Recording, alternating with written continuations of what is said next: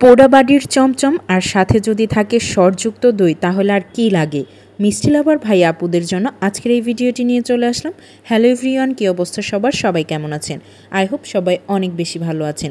জামালপুরে অনেকগুলি মিষ্টির দোকান রয়েছে, যেমন বুড়িমার দোকান, আজমেরি, দইহাট, স্বদেশ।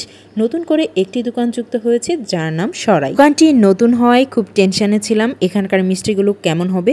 তো তারাই রিকমেন্ড করলো পোড়াবাড়ির চমচমটা খাওয়ার জন্য। তো তাদের রিকমেন্ডেই নিয়ে নিলাম এই পোড়াবাড়ির চমচম। বিশ্বাস করেন, এই চমচমটা খেতে এত মজার ছিল যা বলার বাইরে। আমার কখনো এক্সপেকটেশনই ছিল না এত মজার হবে। এই মিষ্টিগুলোর পার পিস 30 টাকা করে রেখেছিল। এর কাছে শুনলাম তাদের সবগুলো মিষ্টি থেকে এই মিষ্টির রিভিউটা অনেক বেশি ভালো। এরপর নিয়ে নিলাম একটা দই, আর দইয়ের উপরের ঘন সরযুক্ত অংশটা দেখেই বুঝতে পারছেন দইটা কত মজার হতে পারে। যারা এখন পর্যন্ত এই দোকানটি ভিজিট করেননি অবশ্যই ভিজিট করবেন এবং চেষ্টা করবেন এই পোড়াবাড়ির চমচমটা খাওয়ার জন্য। সাথে এই দইটাও নিতে পারেন। এই দোকানটি কিন্তু 5 রাস্তা থেকে মার্কেটে যাওয়ার রোডে হাতের বাম পাশে। তো আজকে এই পর্যন্তই, দেখা হবে নেক্সট ভিডিওতে।